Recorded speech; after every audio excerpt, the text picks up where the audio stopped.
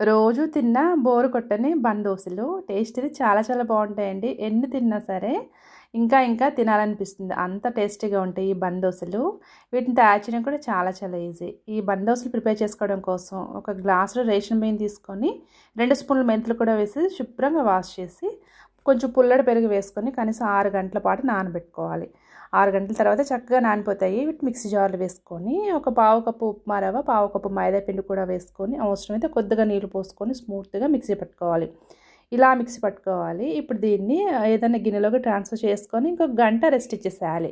గంట తర్వాత కొంచెం వంట సోడా, టేస్ట్కి తగ్గట్టు సాల్ట్ వేసుకొని వీడియోలో చూపించిన విధంగా కన్సిస్టెన్సీ అడ్జస్ట్ చేసుకొని కొంచెం లోతుగా ఉన్న మూకుడులోకి 2 స్పూన్ల ఆయిల్ వేసి పిండి వేసేసుకోవాలి. పిండి పైన మూత పెట్టామంటే చక్కగా కుక్ అవుతుంది దోశ. మంటని మీడియం ఫ్లేమ్లోకి అడ్జస్ట్ చేసుకొని చక్కగా రెండో వైపు కూడా టర్న్ చేసుకోవాలి. చూడండి ఎంత కలర్ఫుల్గా ఉందో. ఇలా ప్రిపేర్ చేసుకుంటే దోశలు అయితే భలే స్పంజిగా టేస్ట్ చాలా చాలా బాగుంటాయి. రోజు తిన్నా సరే అస్సలు బోర్ కొట్టదు.